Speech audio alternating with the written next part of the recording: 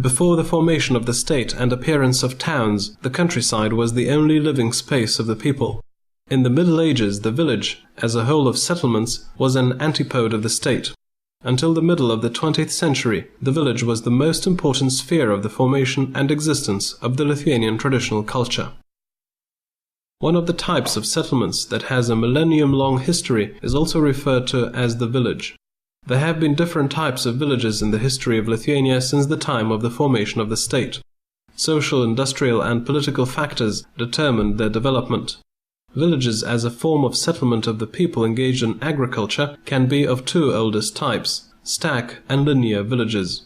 It is thought that until the 16th century, stack villages were most common. The remains of stack villages are most abundant in eastern Lithuania.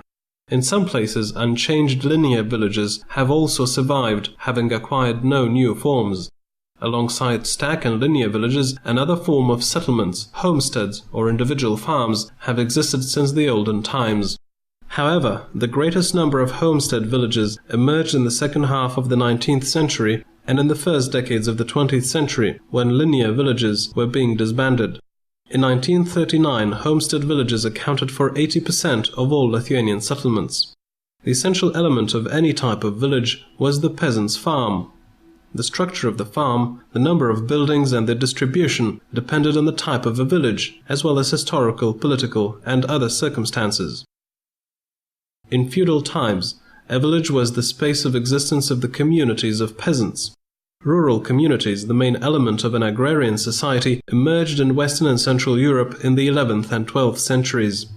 The sources of rural communities in Lithuania are hidden in territorial communities that have survived from the time of prehistory. Its members worked the land of the community, having divided it as ownership, and the meadows, waters and other agricultural lands were most often managed jointly. Finally, the rural community as the main body of rural self-government formed after the Willage or Hyde reform. When the inhabitants were moved to linear villages, the community elected the elder and other persons necessary to the village. The quota of the land managed by a peasant became known as vallakas, spread out across 3 fields.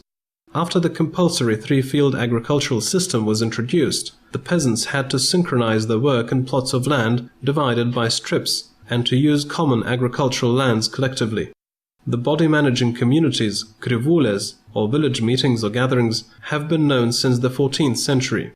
The so-called village gathering, on the basis of the norms of common law, considered general issues of the village and its neighbors, as well as interrelations between villages. Such gatherings also solved the contradictions that arose between the village and the state, between the village and state bodies, and the issues relating to carrying out other duties and other matters. Gatviniuose kaimuose vyraujantis bendruomeninis ūkininkavimo būdas, prievolių sistema, bendri ekonominio. The communal way of farming, the system of obligations, as well as common affairs of economic and social nature, which prevailed in linear villages, formed customs of rural life, traditions of communication between neighbors, and the system of forms and norms of people's coexistence and behavior. Personal, family, religious, labor and traditional calendar holidays celebrated together and individually, songs sung and prayers said, formed the basis for the appearance and functioning of the traditional folk culture. At the ends of linear villages there used to be gates, which were closed at night and which were very important in the customs as the boundary of the village. Newlyweds were met at them, funeral processions were usually followed on foot as far as the gates, and men who were conscripted into the army were sent off as far as these gates. The square with a cross in the middle, arranged in those villages, was the center of social life. People gathered there to discuss important matters, rites were performed there, and people simply gathered there to communicate during holidays. People used to meet to take part in social events in the village, and the traditions to lend assistance to one another strengthened the feeling of community. Customs of amity, friendship, and tasting of home-brewed beer were also significant. In the 19th century until the middle of the 20th century, the rituals of singing May and June litanies were characteristic of villages. Even in the first decades of the 20th century, independent societies of men and women that were noted for peculiar customs functioned in villages. The space of a village was sacralized. cemeteries and crosses of the village were important in performing religious rites of the community. The insularity of the village gradually disappeared, however. This was determined by commodity economy, increasing migration of people, and the growing influence of the town. Especially the village fell into decline when it began to be divided into individual farms. In the land along the left bank of the Nemunas River, Užnemunė, where serfdom was abolished in 1907, these processes began earliest of all. They took a longer time in the remaining part of Lithuania. At the beginning of the 20th century, features of decay of the traditional rural structure and the system of settlements deepened. The Stolypin land reform of 1907–17 had an impact on some part of Lithuania. The homestead system of settlements became finally established after the land reform, which was started in 1922 and was completed in independent Lithuania. It was only in the southeastern part of Lithuania, which was occupied by Poland, that division of linear villages was slow and often politicized. Therefore, linear strip villages or their elements have survived even in the Soviet times in this territory. The importance of the rural community started to weaken after serfdom was abolished. The community as an informal body of self-government and management survived. However, the communal way of life and the customs accompanying it gradually disappeared. They survived for a longer time in eastern Lithuania, where peasants' farms were weaker and the pace of the land reform and modernization of life was slower. Meanwhile, in Suvalkija, the traditional lifestyle went into decay as early as the end of the 19th century, violating the layer of the folklore culture characteristic of the traditional village. Relics of collective farming and communal relations continued falling apart in independent Lithuania.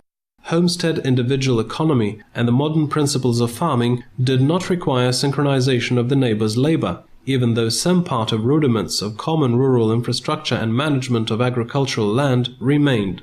The new processes affected the life of the rural people. However, the village as the main sphere inhabited by the Lithuanians has survived throughout the entire 20th century. In 1923, 85% of the population lived in the countryside, and it was only in the second half of the century that the rural population gradually became the minority. In 1970, rural people accounted for 49.8% of the total population and for only 33.1% in 2001. Destruktyvi šimtmečiai susiklosčiusio kaimo atžvilgiu buvo sovietinės valdžios politika. Jis siekė suformuoti kolektyvinių darbų pagrįstą stambių ūkių sistemą. The policy pursued by the Soviet authorities during the occupation period was destructive with respect to the village, which had formed in the course of centuries. The Soviets sought to establish a system of large farms based on collective work. From the very first days of the Soviet occupation in 1940, and especially after 1944, the way of farming adapted to the requirements of the Soviet system of economy started to be formed. Forced post-war collectivization, deportations of people, and Lithuania's industrialization destroyed the traditional rural lifestyle. Having collectivized agriculture at the beginning of the sixth decade of the 20th century, an intensive period of restructuring of the village as the sphere of life began. A new system of settlements was created and new urbanized settlements were at the top of the hierarchy. In the 60s and 70s, the process was sped up by destroying homesteads. Even though the speed of this process varied in different regions of Lithuania, in essence it changed the rural picture, and in some places, in Suvalkija region in particular, there were no homesteads left at all. In the second half of the 20th century, the rural demographic situation changed radically. The multi-layer social structure emerged. Gradually, new social relations started forming in settlements. In the course of 4 decades of the existence of the collective farming system, the individualization in rural areas strengthened.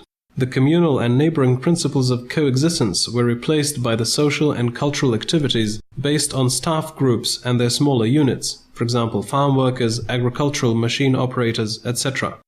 Therefore, in the last years of the Soviet system, the former rural and parish self-awareness were begun to be replaced by collective farm self-awareness. People started identifying themselves with the collective farm or the state farm rather than with a specific village or a settlement. After the re-establishment of independence and the collapse of the Soviet system of agriculture, individual farming was restored. However, no greater changes in the system of settlements took place. The settlements of former farms further formed the basis of the rural system. Alongside them, the remains of the old villages and homesteads exist. Demographic processes have the greatest impact on the present-day village. The number of inhabitants in smaller villages is decreasing, while the number of older people there is on the rise.